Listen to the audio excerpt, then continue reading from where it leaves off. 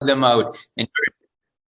And you need to, direct people this way or that way. When this person comes, welcome them and, help them and guide them. But the biggest kind of, you almost said,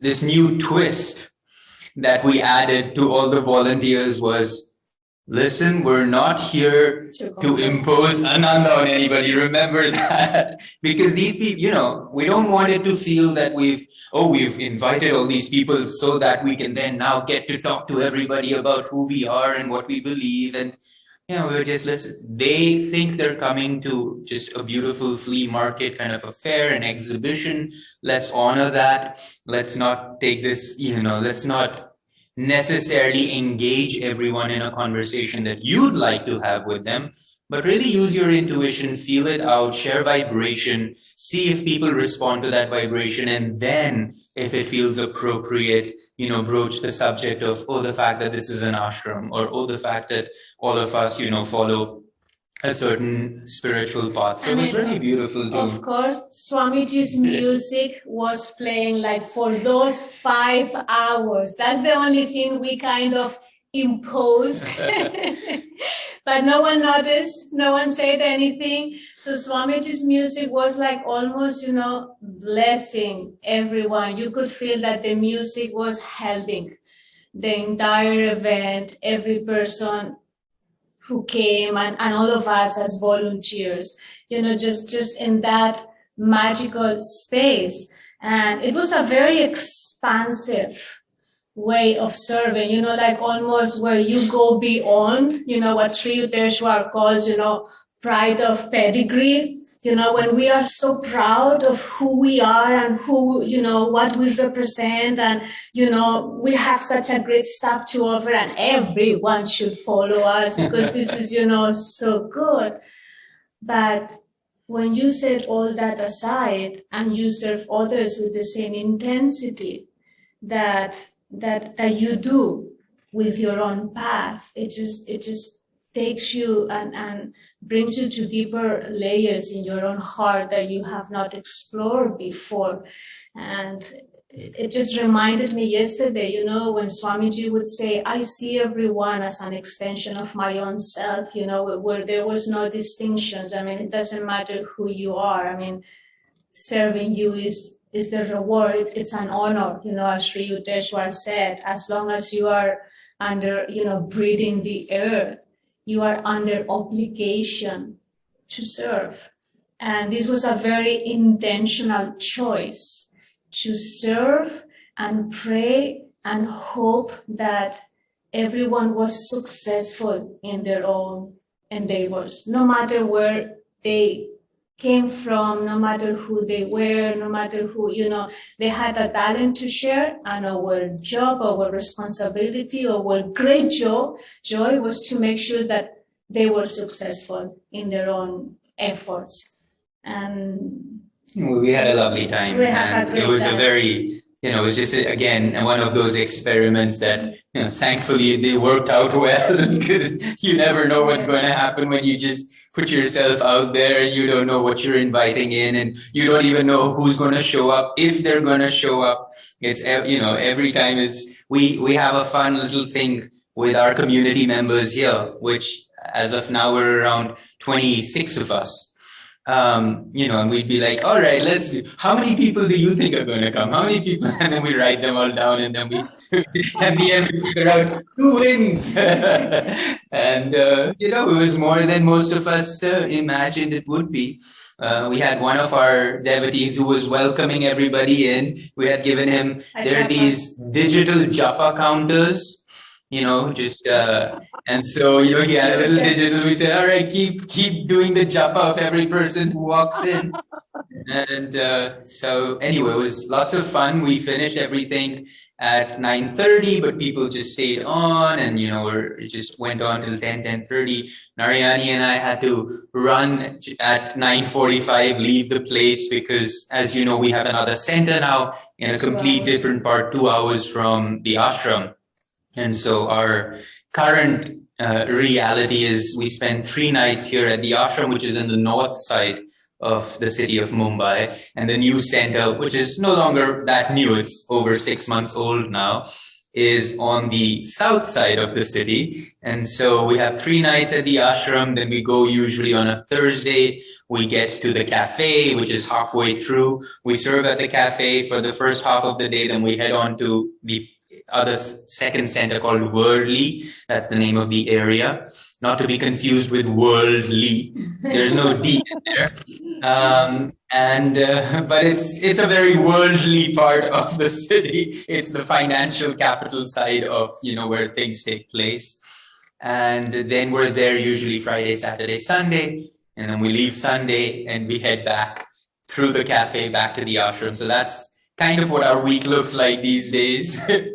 But it's been really fun, and it's been really lovely to now have another solid energy building in a different part of the city, and that's more accessible to the city dwellers, because the ashram itself is a little bit on the outskirts of the main city area. Wow. Is my mic open? Yes. So you oh gosh, the energy is palpable from you, and the joy is palpable.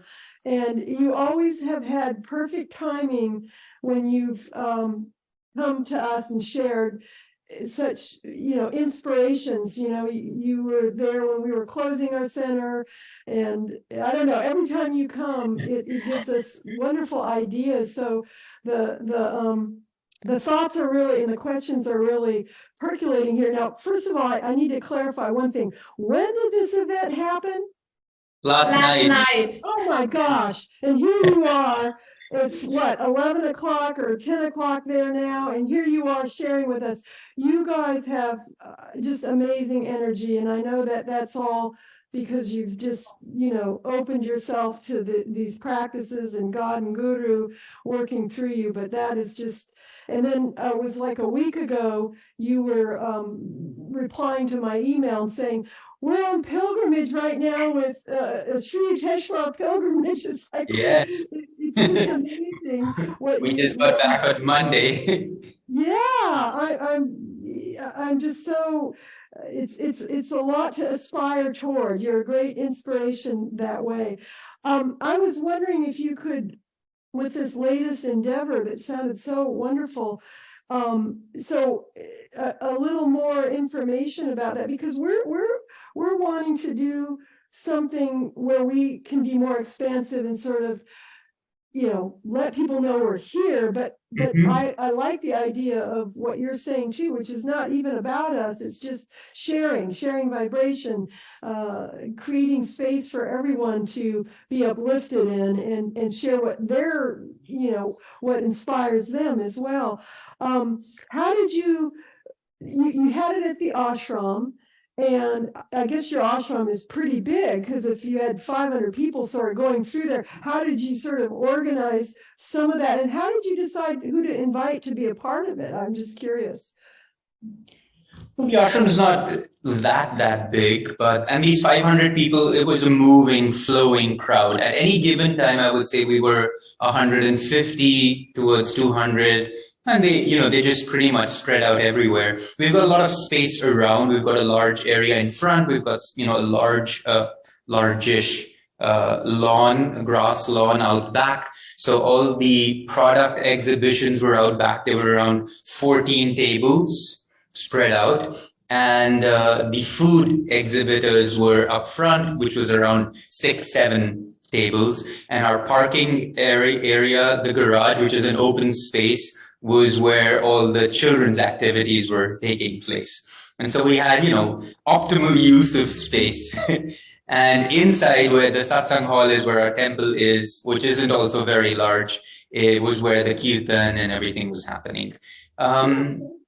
So the idea, such flea markets, of course, are commonplace, often take place in many such areas. And we've ourselves been to a few where we've within our gated community, but they really take place all over the city.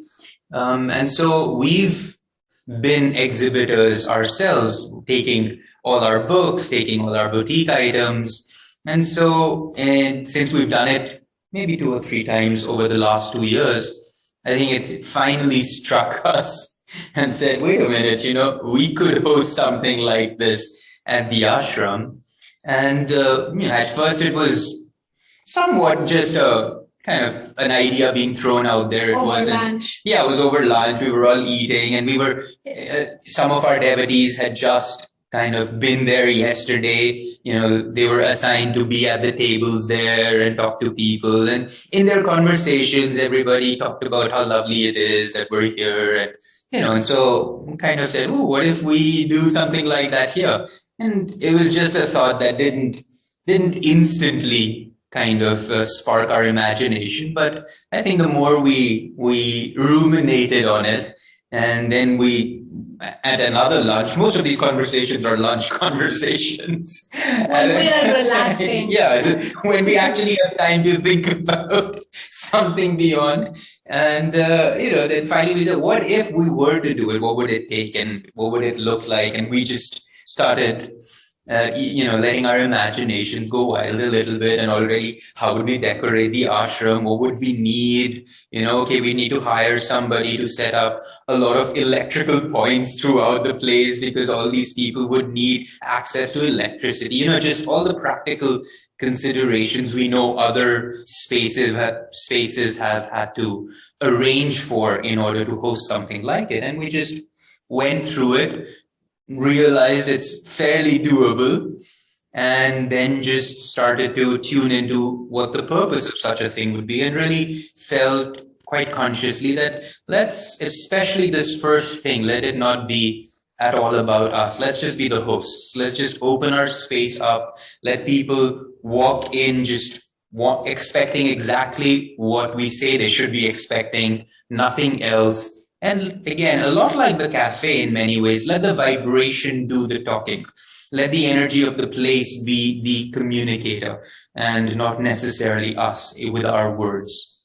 And I think that side of it turned out to be very, very, very successful, because everybody, irrespective, said, wow, this is just, it's lovely and it's so beautiful and I feel so good here, and, everybody's so helpful. Everyone is so happy. Everyone is smiling. We have never been in a place where everyone is just so...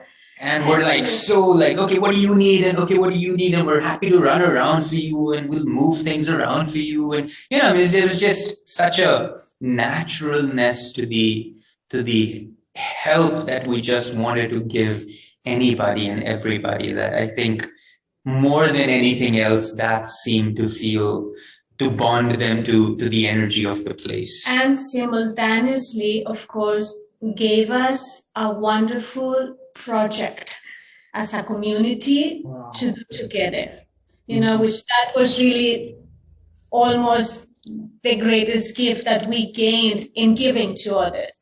That it kept us together. Everyone had to set up, everyone had to have a responsibility, everyone was in charge of some area. We had to come and meet, we had to pray for those people who were coming. So it became a really wonderful community project where everyone was so excited to be part of, and it has bonded us as a community as well. It has bonded you. Yes. And all the satsang and all the spiritual service and the upliftment of it and the great attitude about it. And just sharing Swamiji's music is that's a beautiful thing to listen to. If that's the only thing there is in this moment to share, the bar is already really high. So, we don't need to even say a single word. I think So we really have was- a question. Do you want me to give her yes, the mic, or do we have? Oh, you got the mic. Okay. But Maitri, I don't know if you had the question of how we chose people or invited people over, just to quickly go through that. It wasn't really a big, thought process there. One of our devotees, who is a community member here with us, she herself is, she's a fashion designer, so she herself goes to a lot of exhibitions. very familiar with this whole exhibition idea. So, we roped her in, really said, who do you know? How can we, what are the circles to put these messages in? Of course, within our gated community here, that since they also organize it, we just put out lots of WhatsApps, which seems to be the way to go these days, and just threw it out there and just saw what came, who was responding, and then pretty much everybody, our basic thing was, okay, for those of you who are here for food, it's only vegetarian. So that was our only real limit. And other than that, there was nothing, everything that people said, oh, I have handbags that I make. Somebody said, I'm a painter. I want to show my paintings. I want to display. Great. I have clothes. I have crystals. I'm a tarot card reader and I want to set up so we just, as people, sent in their requests, almost every one of them was both legitimate and uplifting and beautiful. And we just said sure to almost everybody. There was really nothing that felt like, no, this is not the energy we want. Because again, I think people also know, they knew who we are, at least peripherally. So everybody reached out who felt they were also in alignment. Wonderful. Hi, I'm Mallory, and it's great to see you again. I saw you a year ago when you were online. And I've been seeing the cafe on Facebook some. And I have a couple of questions. One is, so it sounds like you didn't invite individual vendors, but you advertised it and people just came, and this one member of your community knew a lot of them or knew how to organize it. Mm-hmm. Okay. And so really it's master doing the work. It's as far as advertising goes. Yeah. And then the other question I had for y'all is, with you being so much at the cafe and being at the ashram, do you have any kind of a teacher who teaches? I was wondering. We have devotees now, since we've been here 5 years, who over the last, especially 3-4 years that we've been working with a lot, who've, shown both attunement and dedication and commitment to our path, that we've been cultivating, training, who've taken the meditation teacher training programs as well. So our Med 1s and 2s, which is our Med 1 and Raja Yoga, Narayani and I no longer teach because we have others doing it for us. We focus on discipleship, Kriya prep much more. And even that, we're now at a stage where we're looking to hand that over to some of our more experienced teachers as well. So we're very consciously now realizing that the two of us can only do so much. And, we went through a phase where we tried to do it all. It worked for a while, and we realized that we're not going to be able to maintain this pace without losing some inner, deeper attunement that a lot of external, outward, restless, even when done with the highest intention, can externalize your awareness a little beyond a certain point that is no longer healthy for a devotee. So we're now we're working on kind of reining in some of our energy.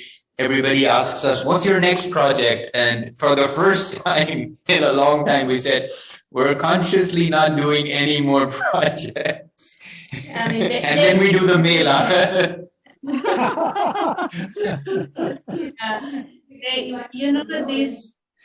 Somehow when the energy is high, you don't even need to come up with projects. The projects come to you.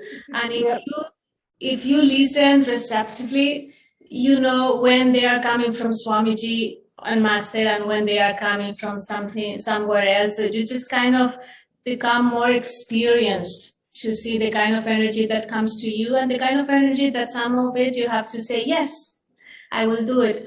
So coming back to your question, we are now more consciously trying to delegate more to people and work more closely with people. I mean, we need to start identifying the next layer of leaders. And that's why Swamiji came here as well to India, to start building the work, and eventually Indians, lead their own work. So now we are in a phase that Shurjo and I are more consciously, training people, helping them to deepen in their own attunement with this path, with Swamiji, with Ananda, because it's not enough to have a strong meditation practice on a daily basis. We are much more than just, meditators. It's a lifestyle, it's an approach to life, it's a way of thinking, it's a particular vocabulary, it's a particular vibration. And our devotees really appreciate when we help them to understand who we are and what we are trying to accomplish on subtler and subtler levels. On subtler levels. And now that's going to be one of our priorities here, to make sure that we have attuned, humble, and joyful devotees that, their dharma could be very well represent Ananda Mumbai in the long term, or Ananda in general. And we are just sitting with them, going through the way they teach, the way they serve as well. We are just rubbing them under our aura, spending more time with them, meditating with them as well, and just let them be part of, our daily lives as well.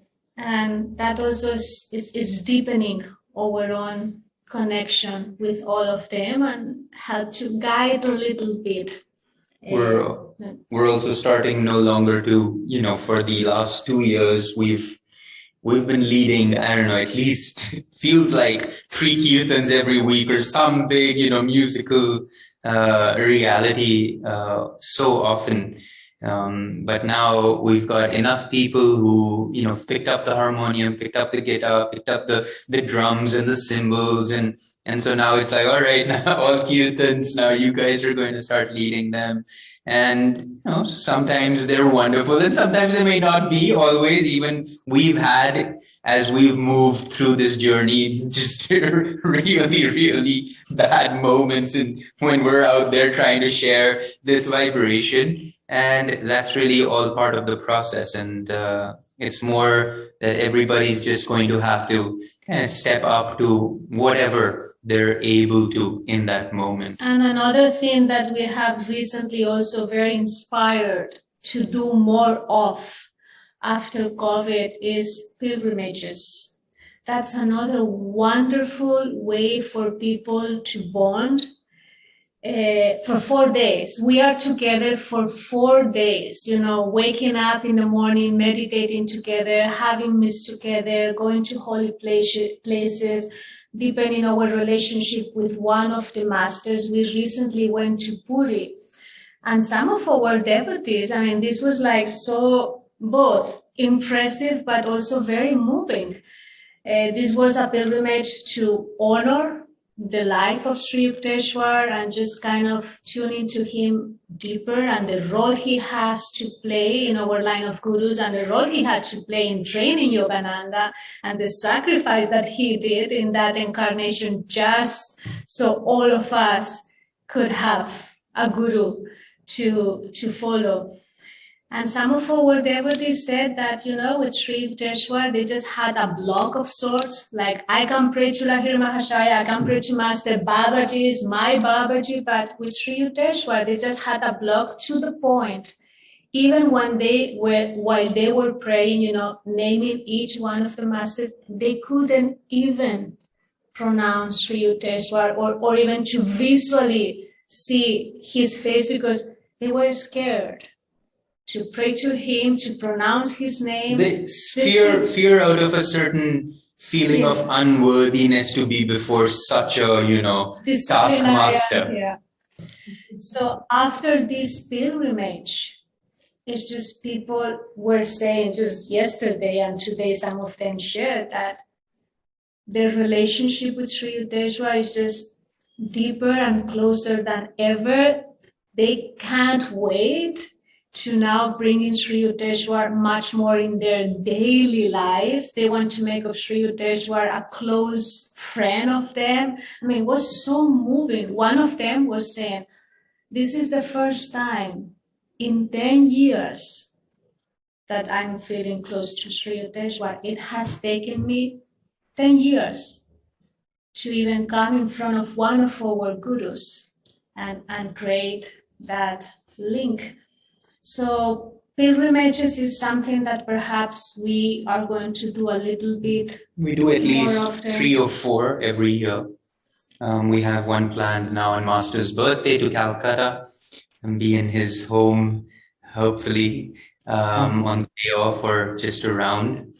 And so that's something that's a wonderful way, just to keep bringing the energy together, keep really building those deep bonds. But also coming back to our previous question, we have now teams. There is a team of devotees who are well established in their duties concerning the ashram. Every day, they, at least 4 or 5 of them have very well defined roles. 2 of them, of course, are full-time Ananda employees, for a lack of a better word, but full sevaks who've left their jobs and are now fully dedicated to us. But the rest, of course, have their usual lifestyles of work and family, but yet they participate on a daily basis beyond just our sadhanas together and our meals together and our programs together. Then the cafe has a dedicated team of volunteers, and one of our devotees, primarily who she's, you can say, the manager, the more practical side of, the meals and the menu and figuring out, the issues that working with the staff over there and the baristas who are the professionals that we've hired.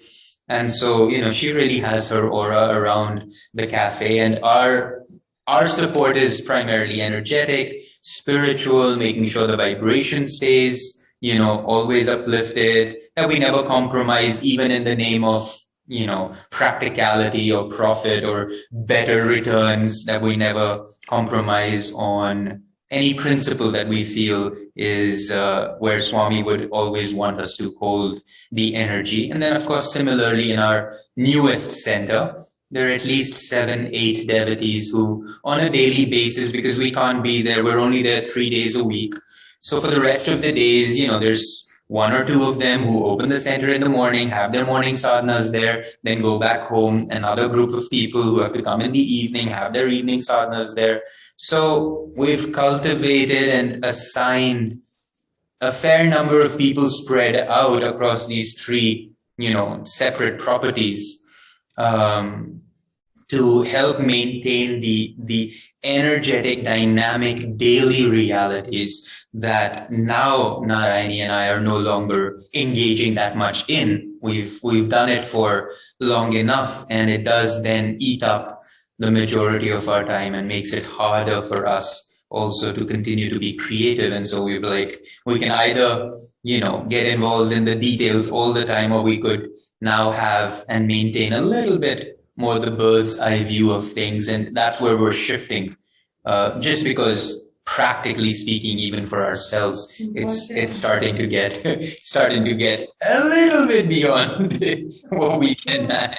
You've given us lots of food for thought of how we can adapt some of what you're saying to our situation, for sure. And what I'm mainly hearing is too, is you have some devotees who are very willing and see their attunement is such that they're willing to make that commitment to help support the work and be engaged and show up in that sense. So that's part of what we're still working on post COVID is how we sort of bring the sheep back home or whatever.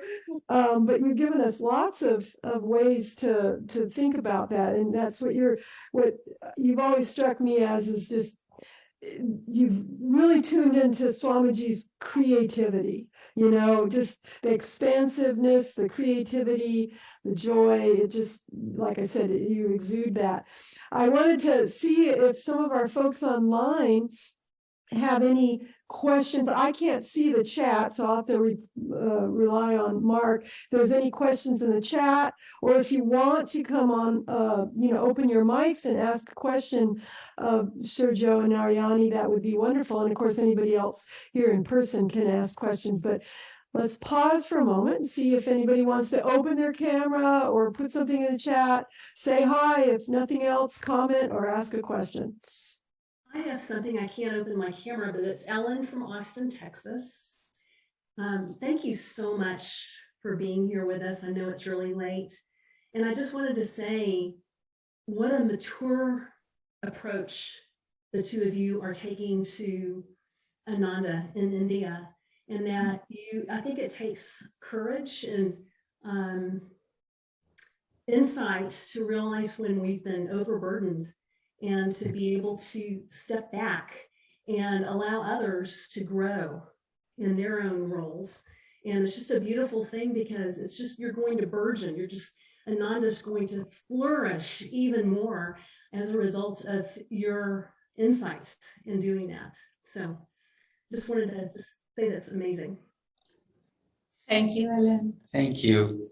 Yeah, you know, it's been an interesting journey to arrive at that reality. I think there's always, we're starting ourselves to realize that we know how we like things, we know how we want things to be, and to a certain degree we feel if we do it, we know exactly how it's going to turn out. And it's going to be very clear for us. We have the vision, to a certain degree, we have the capability, and we're just starting to realize that that's no longer our growth, because that's become easy for us to do. That's become a natural thing for us to do. Our growth now lies in us stepping back. So it's not even so much that we're like, all right, let's help other people grow, which was always our intention. But we've also realized that, wait a minute, even our own growth now, up till this point, it was very appropriate for us to be the ones pushing the frontiers and just, having a vision and then just giving it our absolute all to make that happen. And it was both important, first as us realizing we can do it, people realizing it can be done, and then they feeling inspired to want to do the same. So it's been a process. We couldn't have achieved or arrived at it sooner than this moment. But now it's obvious to us that if we do more of the same, it'll just be a repeating process, almost now a habit that has been maintained. It's easy for us to come up with a new idea, just get behind it and just see it manifesting. Our growth now is come up with the idea. Maybe if others have ideas, that's wonderful too.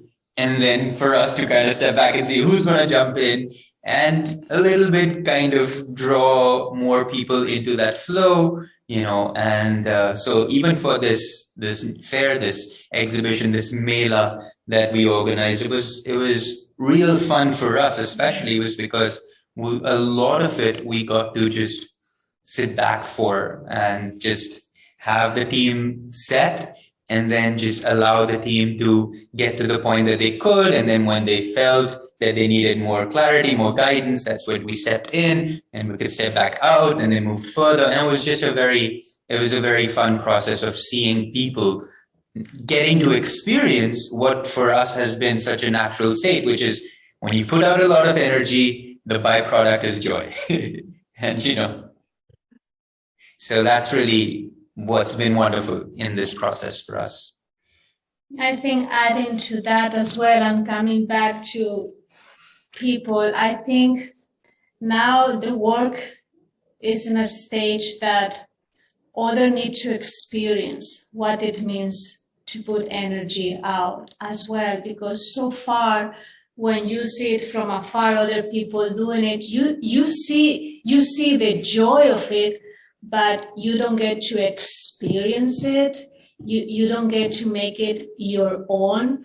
And the spiritual path is all about personal experience. And we really want for our Sangha, our and their Sangha, to also take their next spiritual step. Those who feel called to that, those who are ready to take a bigger step. And we want to encourage that and not let them feel comfortable just with things as they are, or even for other people doing it for them.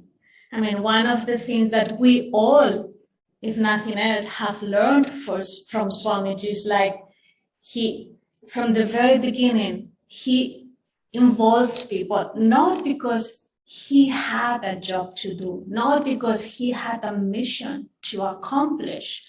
It's because he was giving us the opportunity to experience by ourselves what he was experiencing in the process. You can never convey a teaching if you don't simultaneously create a situation where the person can experience what you are talking about. And for us, Mumbai, at least for me personally, has been the creation of providing opportunities for people to experience the joy of being part of something larger than themselves. I mean, Ananda, this is what Anandas is all about. It's just a vehicle, a tool, a platform for our own expansion. And we need to always encourage people, if nothing else, to give them an alternative through projects, through Ananda, through pilgrimages, to see a bigger version of themselves. And I think right now our Sangha, after 5 years of seeing the potential of it in such a short period, I hope and I know they are inspired enough to want to try by themselves, for themselves. And it's very inspiring for us as almost the ones responsible for their growth and their progress, because that's really what we are all interested about. I want to see our own Sangha, growing in joy, in deeper humility and greater awareness of the world around themselves. And when you see them doing that, bit by bit, this is a gradual progress. It takes incarnation. So when you see them, year after year, expanding more and more and wanting to support projects, beyond their own houses and their children and their own job. I mean, it's very gratifying. That's when you see the work of the masters growing. Yeah. It's a subtle process too, because we really have to tune into the individual devotees. You want to see how many of them are showing up. Are they cooperative? Are they wanting to learn first rather than impose? I mean, it's really because Ananda it's a very unique expression. We're this really complex combination of the individual and the collective.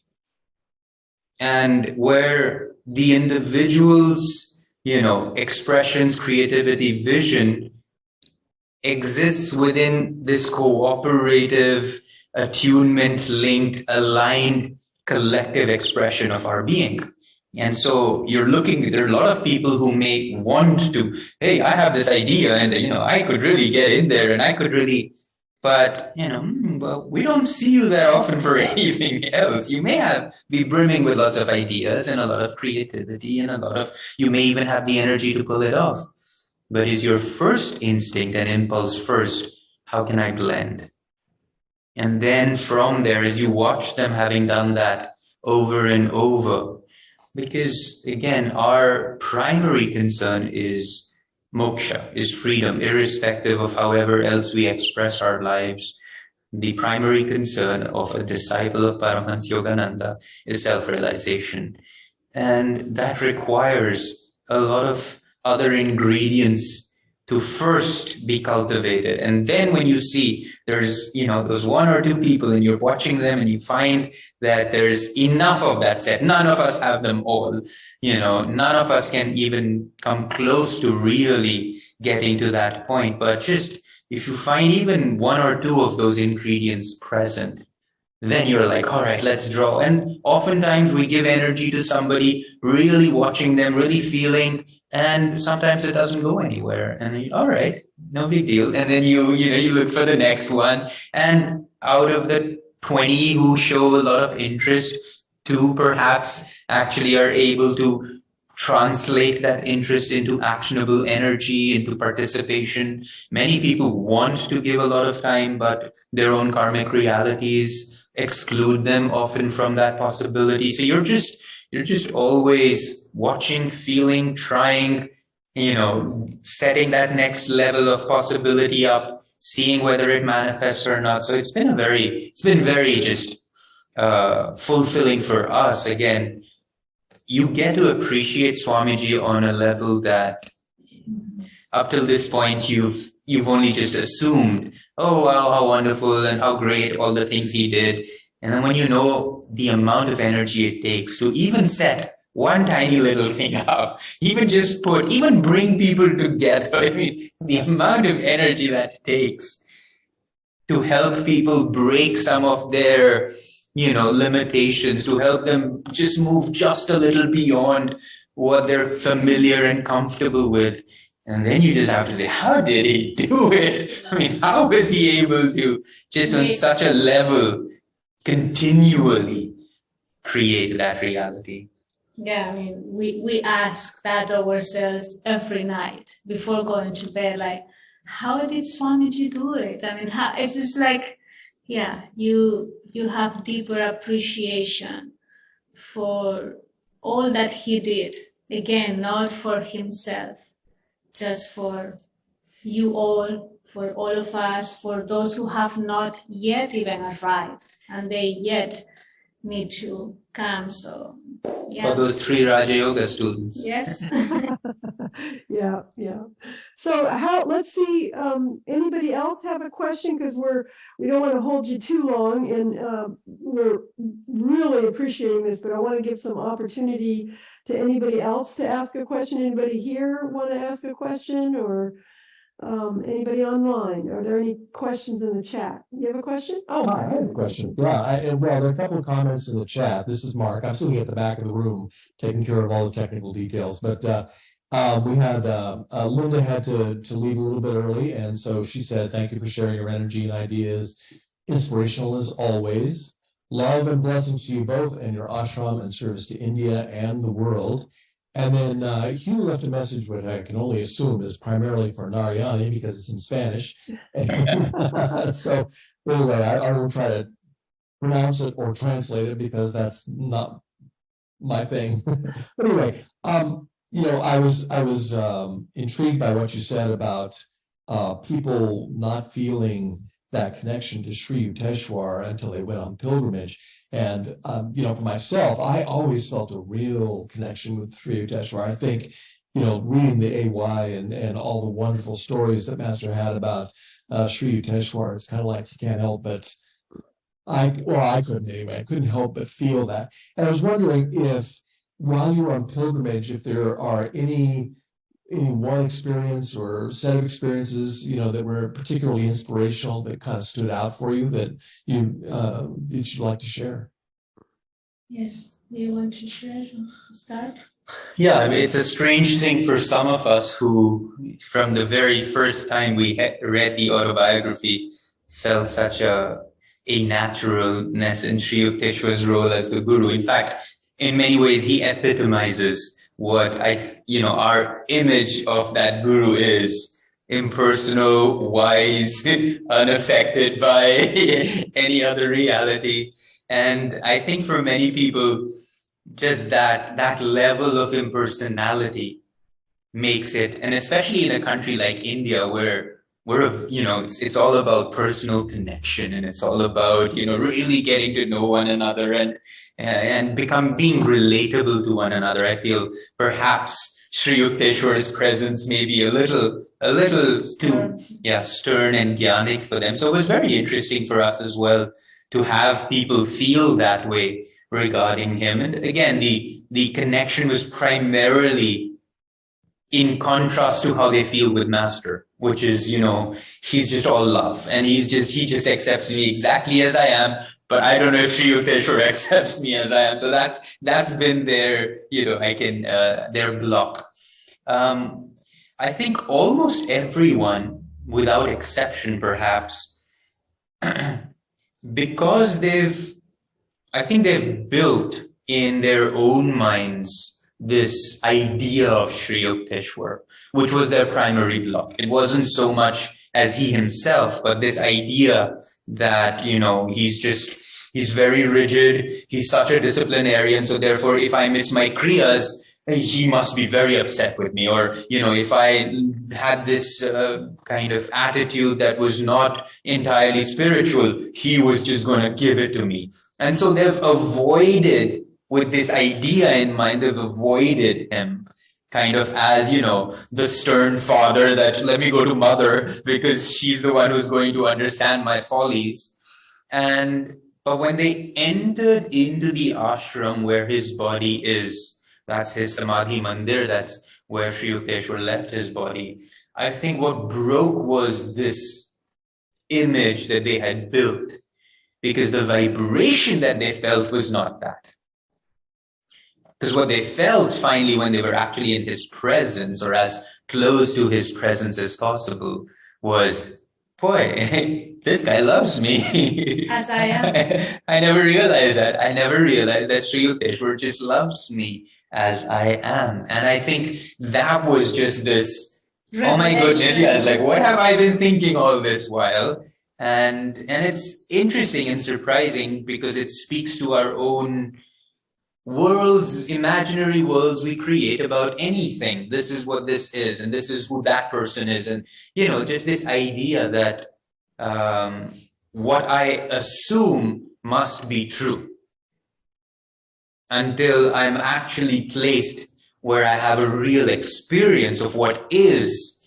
And then when I contrast my assumption with the experience, I can only realize I've been wrong all this while. Wow. There's no, it's not too late. We have a question here.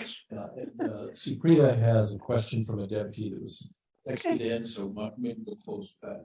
Well, I'll wrap it up. Thank you both for being here and for all your wisdom. We very much appreciate that. I am not exactly new to Ananda, but I also haven't been here 20 or 30 years or anything like that. Neither have we. So I'm very much still learning, and that has been a beautiful journey for me. I have always seen Sri Yukteswar as stern, but the main thing that has helped me about him being one of our gurus is willpower. That's the main word I get from him. And, I didn't learn a great deal of that growing up. So for me, I really appreciate that, because sometimes my willpower is what gives me the emphasis to keep going, because I've been here 7 or so years, but I'm getting it. I know there's something much bigger than me, and I believe he's probably part of it, but I need the willpower to train myself. That's what I wanted to say. Thank you, Kim. You've hit upon, I think, perhaps in many ways, the most important word that I can associate with our path, which is a path of will. I will, when we take our Kriya Diksha, I will reason, I will act. Ours is a very dynamic path. It's very supported with devotion, with the heart qualities, but will seems to be the undercurrent that that sustains every aspect of how we express our discipleship. So if willpower is what you've held on to, you're very much, Sri Yukteswar is very proud. I'm not sure I always do, but I am working on it. And I have felt much joy from all the masters, and I do feel like I'm in touch more than I ever have been. And it's just, it's unexpressible almost how I feel about it. So I'm staying here. I've always believed in God, but this is different for me, and I know it's where I'm supposed to be. So I just got to keep on with willpower. Thank you, Carolyn. Coming back to the experiences, one of the things that I noticed at the end of the pilgrimage, we left the last day a day of introspection, because all of us wanted to really integrate what we received and just, give it its own time and meditate and just highlight a few experiences and insights that we all received.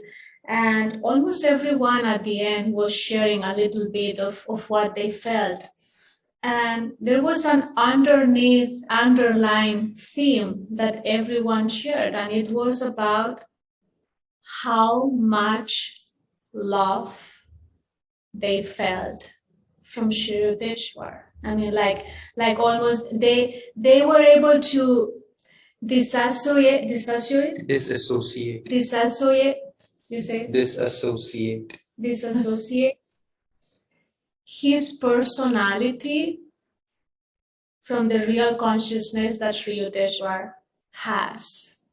And that was very important for them and for all of us to keep in mind. Every master has to, bring a personality forth, and we tend to relate to them according to their own personalities. But when we really tune into them, the essence of who they are, and you start peeling away, who we think they are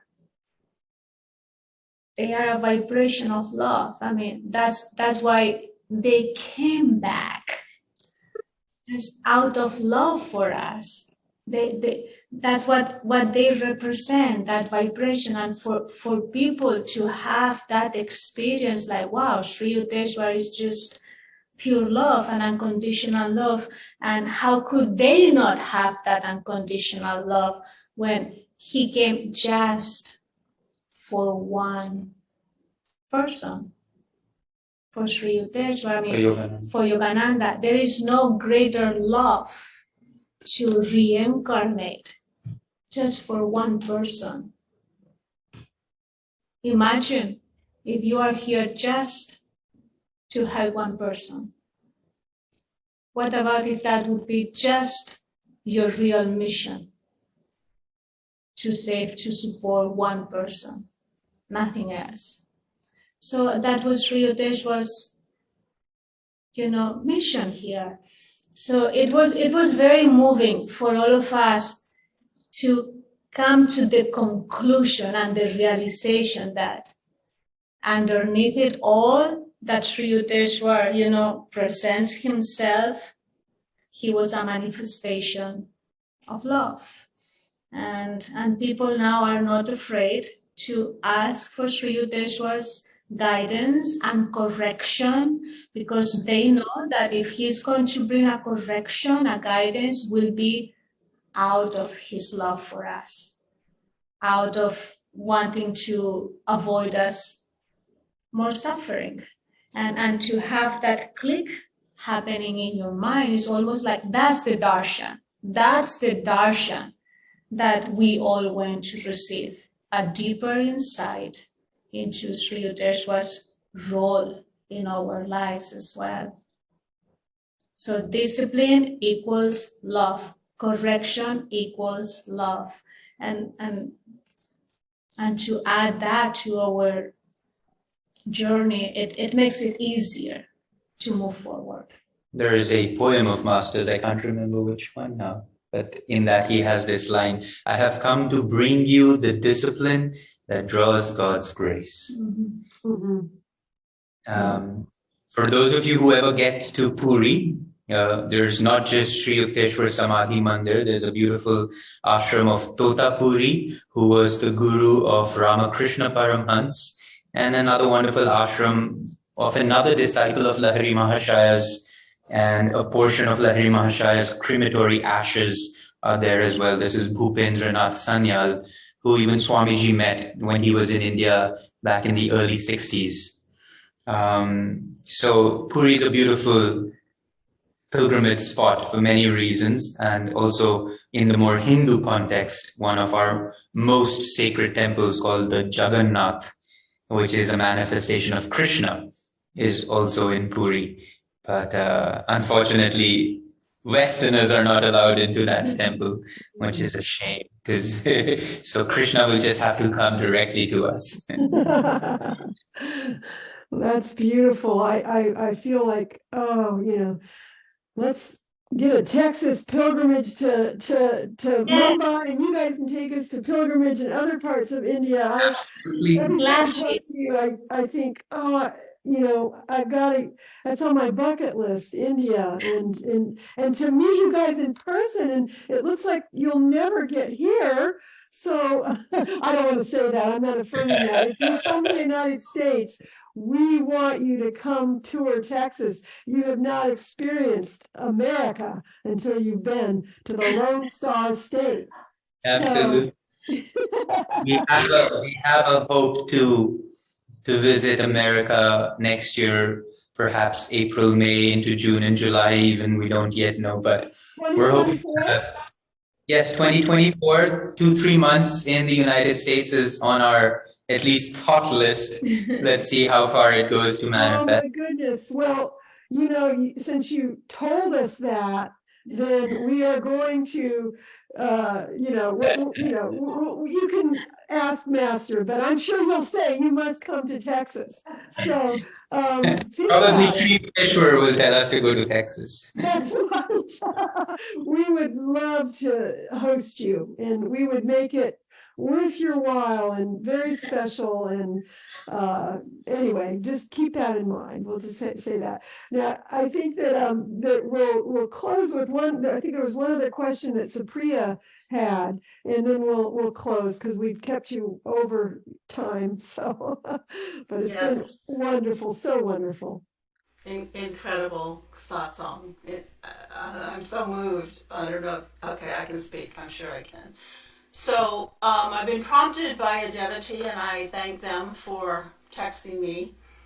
There's this underlying current for many, many, many years here, 15 years at least or more, around Ananda Dallas Sangha. And although we know Master is in charge, we know we are just allowing him to guide us. We know all of these wonderful things. This question continues to come up from many, many people. And so I pose it on behalf of all the people who ask this and just, again, asked it to me. It's basically, how can Ananda, Texas attract more young people who have the energy and the drive to serve Master? Other than trusting him that that'll happen when it's supposed to, is there a response, a practical response that we can all hear through you?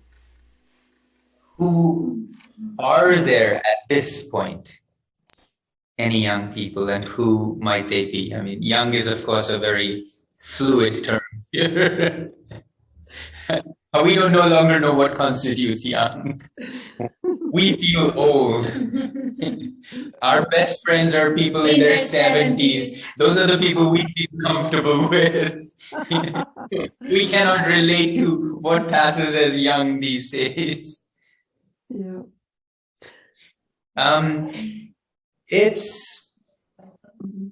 It's an interesting question, and it's really I think as Ananda continues to expand and grow, it's really a question for Swamiji, because in order for this vibration to carry forward, Swami talked about the fact how he came to Master at the very end of Master's life because he had to carry forward what Master brought.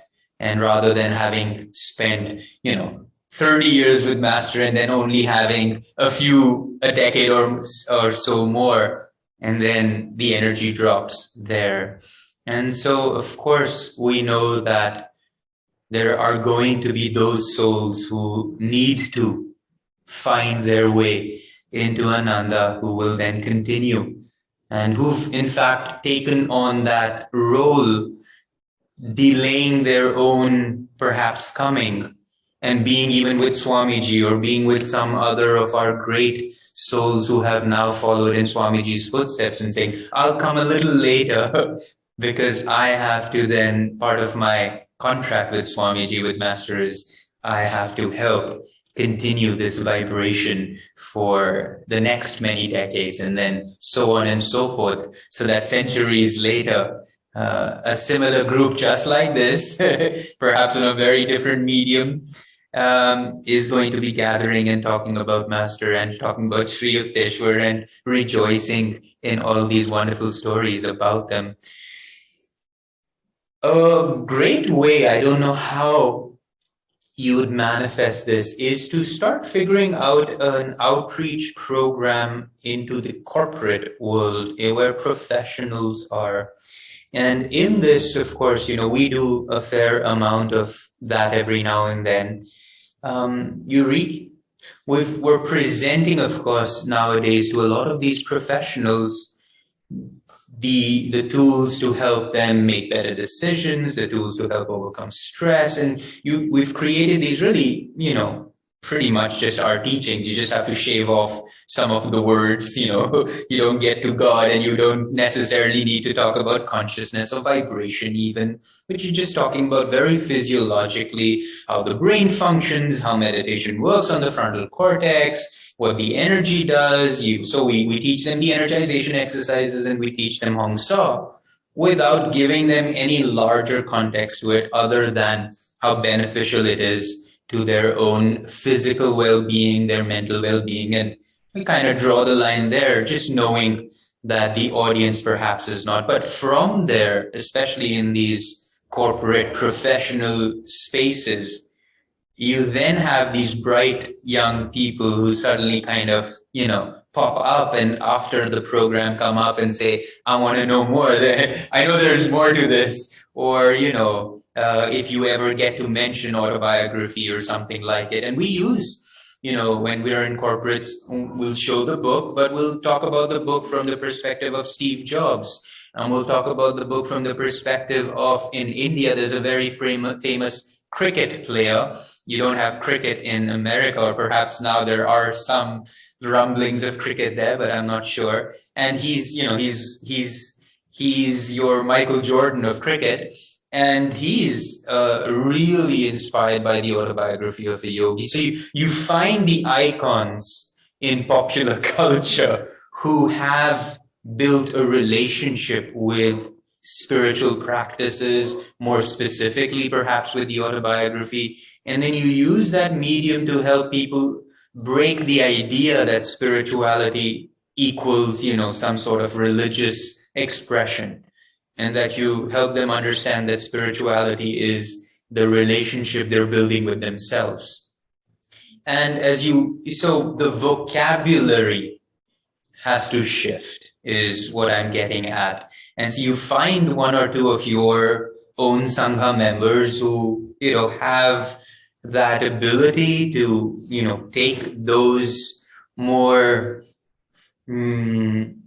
you have to learn to tie everything that we're sharing with individuals that people can instantly relate to. And that's why I use Steve Jobs as a perfect example. And you kind of just use that as the medium. You start doing classes that don't necessarily say, This is the path of Kriya Yoga. You may just do a class, that's just very, stress relaxation or whatever it is, and you see who that draws, and then perhaps from that group you realize there's somebody who's wanting something deeper, and so you just have to start getting a little bit more fluid, creative in the different ways that you start expressing or stepping out, outreaching into the community around you. And if you find one young individual who has, both the energy and the attunement, you kind of just give them a little bit more responsibility in that realm, and you see if it plays out. But it's always, for us, of course, somehow we end up attracting, which is the other side of things. We attract all these young people, but they're also all really interested in many different things of the world, and maintaining and holding their energy, also really focused on the path, is actually harder than those people who've lived some aspect of their life already and already expressed enough in the outward world, and are now at the space that they're feeling the need to withdraw some of their energy. And in many ways, that works way easier. And so it's always just, you're really trying to find the balance between those two flows as well. Another thought, perhaps you have already thought about this, but a very easy thing, just to, bring 2 or 3 or 4 or 5 younger people from other communities, invite them personally, or send an email to some of the Ananda leaders, from other Ananda communities and centers, and say, hey, guys, could you just give us for a weekend 2, 3, 4 of your young people and do a program with them? You all together as a group. And brainstorm a little bit, maybe it's a kirtan, maybe it's something a little bit more relaxing, maybe it's just a program with a different title, but something that you both come together, so they bring that youthful energy and you just do it with them. That's very, very magnetic. And maybe you need to do this 3 times a year or 4 times a year until the magnetism of Ananda Dallas shifts a little bit and brings more of that youthful energy. But at the same time, you'll need to have some projects already in place. So when that energy comes, you have to have something to offer immediately. So that's something that you all as a group need to discuss and talk about it. Okay, what about if now suddenly a young person comes? What could we plug him in with, or what he could do? Or you have to also have not just the program in itself, but the follow-up to that program, and you have to have it very, very clear in your mind. Like 3, 4, 5 different options. But I think approaching to other communities and say, we need a little bit of energy here, maybe for a year, maybe 3 times a year we do some sort of a few programs with the younger generation. We do it together and see what that brings. We don't even need to know or to say already this should happen. Let's just do it and see what happens. Just the intention behind it is going to generate energy behind it. So I think that's something worth trying. I mean, we have so many young people all over the world, but especially there in America.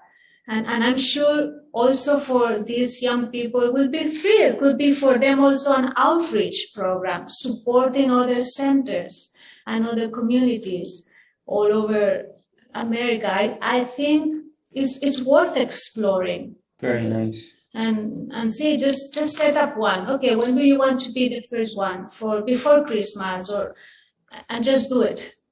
Start reaching out and see what energy comes. And I'm sure if this needs to happen, it's going to happen. And within Ananda, we have so many sources, and all of us want to help one another, all of us. So I'm sure if you just put the energy in that direction, I know for sure people will want to support the work in Dallas, for sure, for sure, for sure.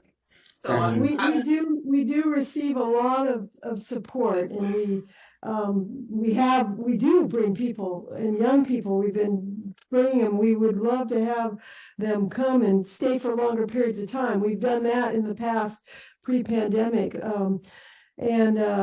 Yeah, there are a lot of young people. We can't seem to get anybody, to break away because there's so much need everywhere in the Ananda world. But we do, like Sagar and Sai Ganesh, and recently we brought them here in this past year, and we're going to bring Jitendra and Sagar again.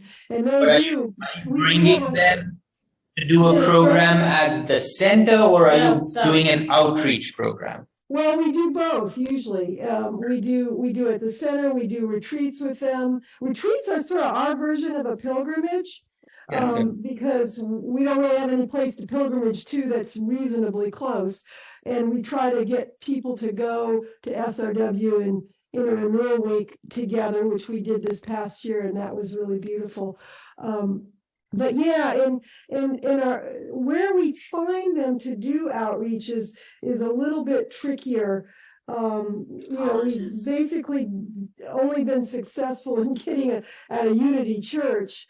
college. Yeah, well, we were able to get one community college. It's a dance for us to figure out where we can do that, and how people can connect to. Most of the colleges, you have to have a group that is sponsoring you. So we haven't quite found our connections to be able to get out there where some of the younger people are. But it's an ongoing. You hear that repeated a lot in all the colonies, at least in the States. We're hoping. I think we're at a little different level because we're more of a meditation group / center. We're not a colony, and the colonies are the ones that tend to keep the nest of young people and need them. Here. You need to figure the next tier of what's going to hold them, and the question of, because they need to plug in, they need to put out energy, they want to, community outreach programs like what you're doing with this Baptist church, for example. That's the kind of, we're all going to go and we're going to clean this thing and we're going to feed these people and we're going to, that kind of really, they need an external, we're going to, take this kirtan on the road to these little suburbs around Dallas, and we're going, just what are they going to really plug into? And then just that ongoing, like, okay, you come, we'll have meals together these days. You have to, almost like you have to develop a youth program to a certain. You want to tune a little bit into, and that's the only reason Narayani and I keep churning projects out, because it's just like, what are these people going to do? You're asking them to be a devotee, but they're not yet sure what that even means, apart from their morning and evening sadhanas. And so you have to give them an experience of this is what it means to, and at that age, it's really just all about putting out energy. And maybe, between amongst yourself, who has the most youthful, enthusiastic, upright energy. Maybe it's 4 of you. Is your dharma also to work with that energy? It might not be everyone's dharma in this group. They may not even feel that their energy should be invested just in attracting the young people, but those of you who feel like, we need to put more energy, I would say, come together once a week, twice a week, and just pray. Like Master used to say, attracting, it's a technique.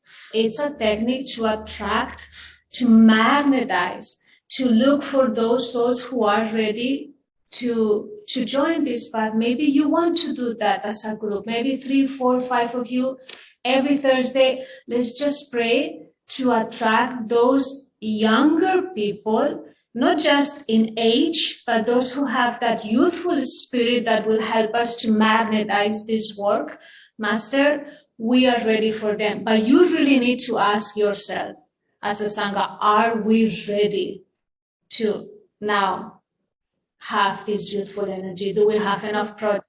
Who is going to take care of this energy when this energy comes in? Who is going to wrap their aura around them? So those of you who feel, the call to start magnetizing the youthful energy, you also need to have a few things in place as well. Yeah. See somebody saying, I'm thinking of Aryavan. Oh, yeah. Just Well, Aryavan's, I don't know if you know, he's moved. Aryavan and Ishani are both moving back to Palo Alto because Aryavan's been asked to take charge of the school there as the director, replacing Helen. So we're losing him here in Mumbai. And Yeah, I understand. I think, Supriya, did you have something else you wanted to say, Supriya? No, I just pose that on behalf of many hearts here in the Texas area who have asked that question. And if and when we come, we'll happily do any outreach programs wherever. We will plan a big affair for when you come. We will get you in places that we've never gone before. Star Trek. I will say that I'm saying that in the ether. yes. It would be such a blessing, and we have a lot of growth. It's just the world is very different since the pandemic, and people, I think people are still trying to find their way, but there's some exciting things here. We've got a new meditation group in Houston, and we go down there and visit them, and there is a lot happening. I don't want you to get the impression that there isn't, but it's just like the Ananda way. Master just gives us just enough to keep us going. And we just had a little fundraiser recently that went very well, and the garage sale was sort of our informal open house. Everybody had stored all this stuff, and we had stuff that we didn't need anymore here in the Sangha. So we had a big garage sale. We got to meet all of our neighbors around us. It was like a nice, soft, open house. And we're in this place where we're still trying to feel out how we fit into our neighborhood here, both legally and otherwise, because we're sort of straddling that a little bit. But I think that things are coming along, and now that the heat is over, you cannot believe the heat we went through this summer. It was just unbelievable. We're going to get out and fix up our gardens in the backyard, and I could see us doing our open house like you did with those stalls and things out there. And I think it's going to start happening. It is in Master's hands, and I think we're all putting out really good energy. Master wants this work to survive. He knows that we've got a group of core people here who are showing up and giving their all, and they'll show up. I know we need to close here, but I just want to end sort of that little part of that I opened up on behalf of many people in their hearts and in their minds to ask that question, is that to be happy, not content and sit back, but to accept exactly what is happening. We do put out a lot of energy. So many people here. We always wish there were more, but let us try, I want to say for me, to not wish that things are other than they are. To be in the moment, to keep putting out that energy, and to know ever more deeply, Master, is moving us forward, only at the rate He wants us to. After 30 years, we are where we are, and I'm just so grateful. So. Yeah, it's truly wonderful to be with you guys, and I can't wait to actually be able to give you a big Texas hug in person. It is going to happen, and we're so happy to hear you're coming to the States, and we look forward to seeing you in person when you do come. One way or the other, I'm going to go to Ananda, California if I have to go see you, but I want to meet you in person, and you've just helped us in more ways than you could possibly know in your sharing. So thank you so much. And everybody now, if you would please, if you can, open your cameras. We're going to give them our Texas goodbye here, which is very simple. We just bring our hands together at the heart and say namaste. Namaste, y'all. Blessings to everyone.